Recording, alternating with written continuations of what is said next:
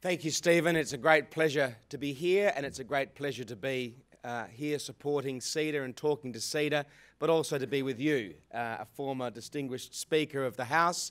I gave you very little cause to ever eject me from the Parliament when you were the Speaker, but sadly, though, you still found cause to eject me on occasion when I was in opposition, but I was younger and foolish then, and I've grown up since then, Mr. Speaker.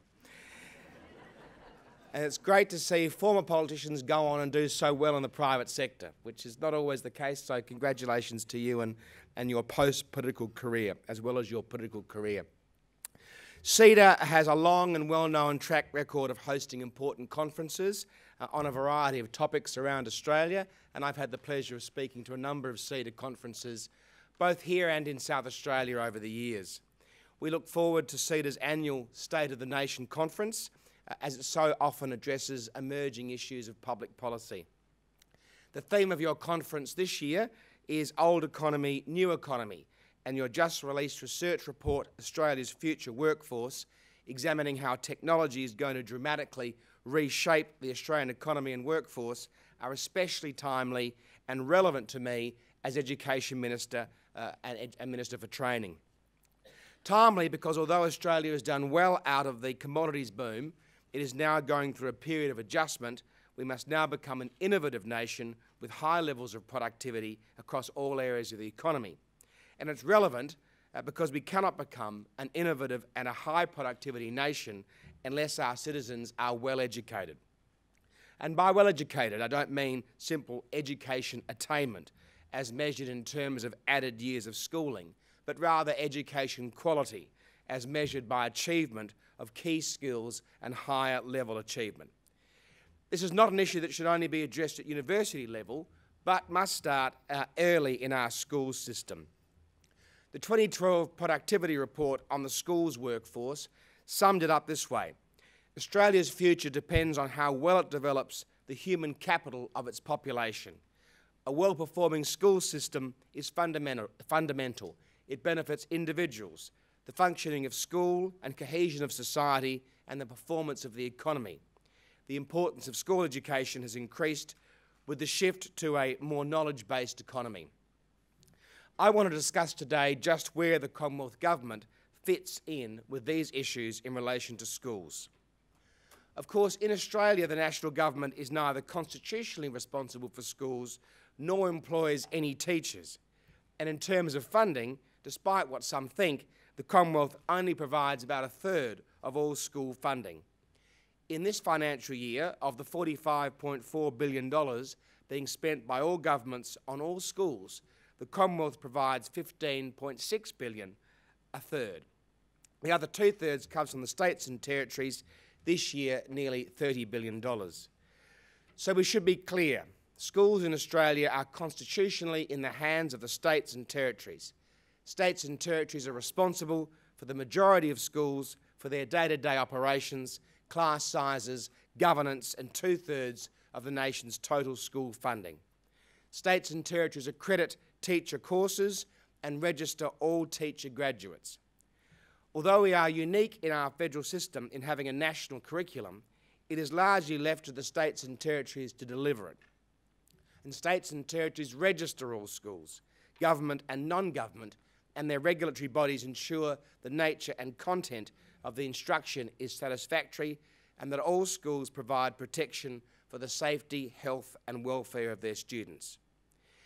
Nevertheless, the Commonwealth has become more involved in schools, partly because of its financial resources relative to the states and because of the needs of a modern democracy and economy.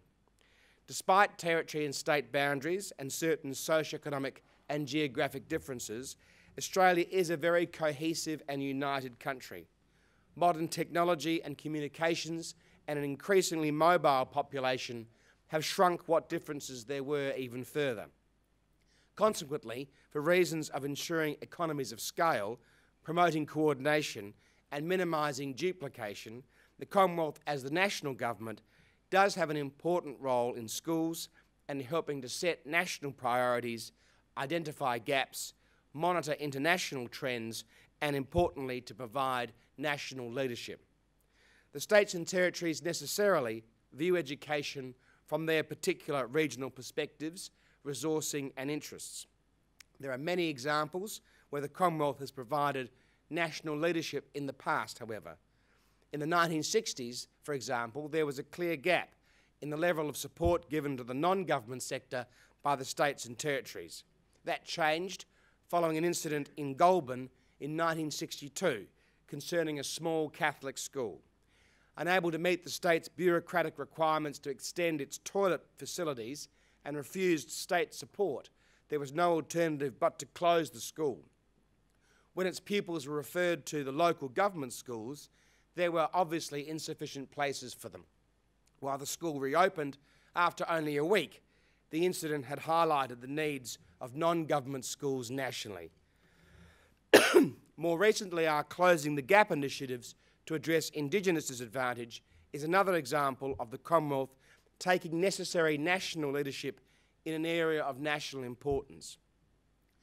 At the same time, the Commonwealth, with limited on-the-ground capacities, must not be tempted to overreach itself, to try to micromanage schools, or to take over functions that properly belong to the states and territories. It's a temptation that federal ministers must resist. We saw with the previous government what happened when the Commonwealth sought to move from setting national agendas to seeking to run schools. There was an increasing array of agreements, proposals and intergovernmental processes. Funding increased, but so too did the administrative and compliance burden on states and territories and schools. The final manifestation of this was the Australian Education Act that was rushed through the Parliament in 2013. It was too intrusive, put too much power in the hands of the federal government, and had absurd reporting requirements like asking all schools to develop a schools management plan to be sent to Canberra Central. It was a mess. We ended up with a more complex funding system, unrealistic expectations of future spending, and all discussion fixated on spending levels rather than what the evidence clearly indicated would actually improve education outcomes. It led to a backlash from states, territories and the non-government sector, and our education performance, the students, continued to decline. Results from the 2012's OECD Programme for International Student Assessment, PISA, show that since 2009, Australia has dropped from 15th to 19th in mathematical literacy, 10th to 16th in scientific literacy, and 9th to 14th in reading literacy. Results from NAPLAN, the National Assessment Program in Literacy and Numeracy, also shows little improvement. In 2013, some 200,000 students were below or just at the minimum literacy standard. This in spite of spending increasing by 40% over the last 10 years in schools. So as Federal Minister for Education, I've responded to this in several ways. First, our Students First policy focuses on those areas where the evidence indicates a positive impact on student performance can be made. That includes increasing school autonomy, ensuring our curriculum is robust and relevant, promoting parental engagement and improving the quality of teaching. Second, we resolved to try not to duplicate the roles of the states and territories and to work cooperatively with them to achieve these goals. The Commonwealth is not resiling from its national leadership role. After all, the Commonwealth spending, providing over $70 billion over the next 4 years, is hardly the mark of a government not caring about schools. We do care passionately about school education quality, and we want to make a difference for all students. But we also want to ensure that those dollars are effectively spent. Because of this, we remain very strong supporters of NAPLAN, the My School website, and improved data collection and analysis. So as the national government, we can see how the Australian school system performs as a whole. And to achieve those outcomes, we've been determined to work cooperatively with the states and territories and all stakeholders. Therefore, the Commonwealth consults widely and remains an active member of COAG's Education Council and the Australian Curriculum Assessment and Reporting Authority, ACARA, which is responsible for the national curriculum, the administration of NAPLAN tests and the collection of data, And recently I announced the appointment of Stephen Schwartz, the former Vice-Chancellor of Macquarie University, who you'd be familiar with, Stephen, who is going to help us now as the new head of ACARA. We've also retained the Australian Institute of Teaching and School Leadership, AITSL, given its important role in relation to teacher courses and standards.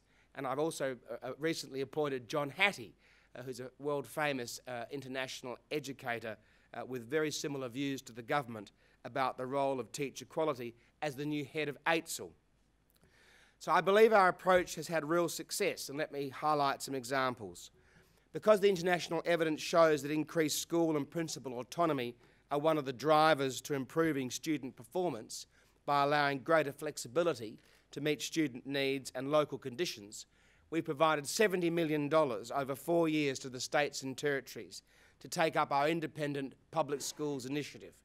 This will promote greater school and principal autonomy in government schools through a variety of projects: leadership, managing budgets, improving governance, and greater community and parental involvement.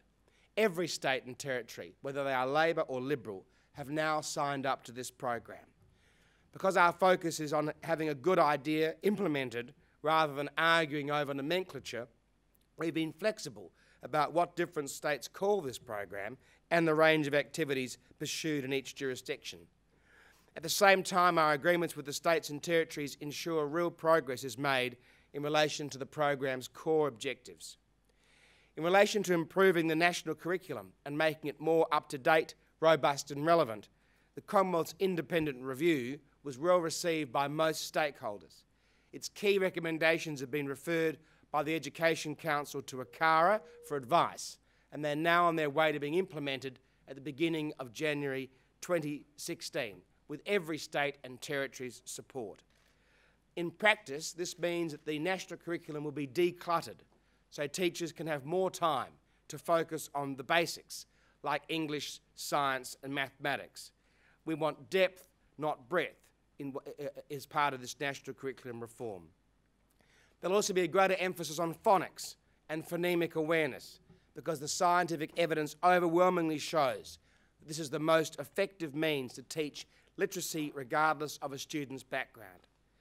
Also, so parents can engage more effectively with their children's education, an essential ingredient to improving a child's outcome, the curriculum is to be made more understandable and a parent-friendly version will be produced. In another area, the Commonwealth, by providing core funding and through active consultation, gained full state and territory financial commitment, no mean feat, to move NAPLAN online in 2017. It's a major step forward in allowing not just faster reporting of results for schools and parents, but provides a more sophisticated diagnostic tool for teachers to improve student learning, because the exam changes throughout the exam. So if a student's doing particularly well, the exam gets harder, so we can find out which students in the class can be extended rather than simply providing one size fits all for every student. These are practical reforms, and that's what the government supports. They highlight where the Commonwealth can make a real difference, identifying national priorities, establishing what is acceptable in both policy and political terms, working cooperatively through existing institutional arrangements, and knowing the limits of Commonwealth capabilities has been our approach. This, rather than grand visions and soaring rhetoric that intrude into areas of state responsibility and create unrealistic expectations, is what works to develop a quality education system across the nation. One initiative of great national significance which highlights this sensible approach and the particular role which the Commonwealth can play concerns our recent actions around teacher quality, one of the most important of the 4 pillars of our Students First policy. The reasons for this initiative are clear. Research highlights that the best way to improve student performance is to improve teacher quality. As Professor Hattie, John Hattie, who I referred to before, has stated, research shows that the quality of the teacher is the single greatest in-school influence on student achievement. Earlier this year, Andreas Schleicher, the OECD Director of Education and Skills, said the highest performing education system in PISA tend to be systematically prioritising the quality of teachers over the size of classes. And the OECD, in fact, in their PISA report last year said that Australia, of all countries in the OECD, teacher quality was the greatest determinant of the success of our students. In fact, it said in 8 out of 10 reasons why a student succeeds or fails in Australia was because of the classroom to which they'd been allocated. 1 out of 10 reasons was socioeconomic status, and 1 out of 10 reasons was all other reasons. So you can see how important the priority is of teacher quality in Australia. While the states and territories are the major employers of teachers and are responsible for the accreditation of their courses and teacher registration, the Commonwealth also shares an important role in this area. This is because the Commonwealth, as the prime funder of higher education, has a key responsibility for teacher education. In 2014, the Commonwealth provided over $600 million across 450 programs and 48 institutions involving some 80,000 pre-service teachers. So not unreasonably, we want to know what taxpayers' funds are being used for and are being spent effectively. Moreover, because there are real concerns by principals, students and parents about the quality of our teacher courses, and there's been little progress in this area despite many previous attempts, we believed it was a national priority that had to be seriously addressed. So I appointed the Teacher Education Ministerial Advisory Group, TMAG, a group of experts and practitioners to advise on an agenda for real reform. In its report, which was released in February, was extremely serious. It found that a high degree of variability in the quality of practice across initial teacher education in Australia. There are examples of excellent practice where providers deliver evidence-backed programs that are constantly reviewed and improved, and disturbingly, there are also significant pockets of objectively poor practice, and these must be addressed decisively. I accepted all but 38 of its recommendations. The only one I didn't accept was an establishment of a new national regulator. I believe that such a new national body would have been unnecessary and an intrusion into state and territory responsibility, causing unnecessary friction and delaying implementation of overdue reforms. And of course, we already have AITSL and ACARA as potential vehicles, and TEXA, the Tertiary Education Quality and Standards Authority. We can use all of those agencies to achieve the outcomes we want. We also, therefore, consequently, reconstituted AITSL into a more expert body rather than a representational body. And we provided it with $17 million of extra funds to oversee the implementation of reforms to teacher training, because I want to ensure that we get this reform right. Further, there will be an overhauled accreditation process in place from the beginning of next year. All courses will have moved to the new system by the end of 2017. Pre-service teachers will have had to have a thorough understanding on how to teach literacy and numeracy, including phonics, and have skills in data collection and analysis for student assessment, and be better able to engage with parents. And from 2017, all providers will be expected to be fully transparent on how they select students into their courses and ensure their courses meet rigorous new standards. In essence, our graduating teachers must be classroom ready with the practical skills and the content knowledge to make a positive impact on what students learn. I expect all of TMAG's recommendations to be implemented or well in progress by 2017. And coincidentally, I'll be meeting the new AITSL board at its inaugural meeting later today at Parliament House to indicate very clearly my expectations and the time frames for meeting these overdue reforms. So in this vital area, the Commonwealth, having identified a major gap, is providing the leadership, setting national priorities and working with all stakeholders, governments, universities and the professions to deliver the change that can have the greatest impact on improving our national students' performance, teacher quality. In education, there are always calls for the Commonwealth to intervene, but for reasons highlighted, the Commonwealth must be selective in what it chooses to do. This is not seeking to pass the policy parcel, but a realistic appraisal of what the current budget situation, constitutional constraints, and the Commonwealth's own administrative capacities. One area of interest for you today and of increasing national importance is the need to improve the uptake of science, technology and mathematics subjects in our schools. We know from your workforce report and others that 75% of the fastest growing occupations now require STEM skills, and that employers are increasingly needing staff with those skills.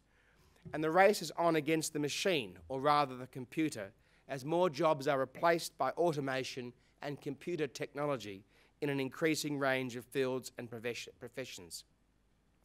In Australia, we have several problems. There's been a dramatic decline in those doing sciences in years 11 and 12, especially in the more traditional sciences of physics and chemistry, combined with a fall in those doing advanced maths. Too many teachers have limited STEM qualifications, especially in lower and primary secondary school levels. 1 in 5 secondary maths teachers have not studied maths beyond first-year university, and too few STEM university graduates take up teaching as a career. It is a dismal story. The Commonwealth is responding in several ways. Last year we announced $12 million to encourage school students to study STEM subjects. This includes providing innovative mathematics curriculum resources, supporting the introduction of computer coding in schools, investing in the P-Tech model and engaging more female and disadvantaged students in STEM through summer schools. We've also provided $5 million to keep primary connections and Science by Doing, 2 programs axed by the Labor Party. Our teacher education reform program will require primary school teachers to do a specialisation with a priority in science and math subjects or a language. Just to repeat that, it's quite important. As part of the accreditation of university teaching courses, courses will not be accredited if they continue to graduate primary school specialists. Primary school teachers will now have to have a science, mathematics or languages specialty, or that course will not be accredited. It's a very important change. Our decluttered curriculum and other changes will allow a better focus on science in schools. So we are concertinaing 4 subjects into 1 in the national curriculum in primary school to give more time for teachers to focus on science, mathematics and English rather than move from one subject to another in spite of knowing that the class hasn't grasped an important concept. However, I do have to work with the states and territories because, as I've said before, they run the schools. And so at the recent Education Council meeting, I asked my state and territory colleagues to consider making maths or science compulsory in years 11 and 12 and to join with the Commonwealth in developing a national STEM education strategy.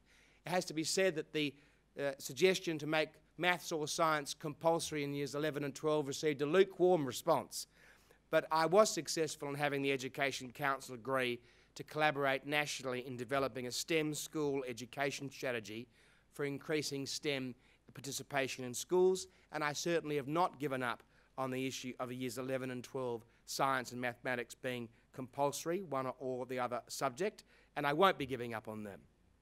Because this is just the beginning of the debate. When I tend not to succeed in something, I always regard it as the end of the beginning rather than the beginning of the end. The Commonwealth will continue to progress initiatives in this area, but will do so by building support for proposals for what we believe is an important emerging area of increasing national importance. So we all here know the importance of education. It's fundamental to our national prosperity, as well as our wider social well-being, and we know the Commonwealth is an important player in schools education, and the government has no intention of shirking its responsibility. Indeed, the coalition government has been at the forefront in achieving major breakthroughs in schools and university reform. We also appreciate the federal nature of our political system, the interests involved, and the necessary resource limits in which education has to be framed, developed and implemented. We've seen what happens when a Commonwealth government tries to take all aspects of education policy over, to rush implementation or to ignore the realities of our political system. The last government's policy in this area was a disaster. Ultimately, good policy is what can actually be put into practice in an orderly and efficient way, and that's what the government is seeking to achieve. Thank you very much for your patience this morning. I look forward to answering any questions if you have any. Thank you very much.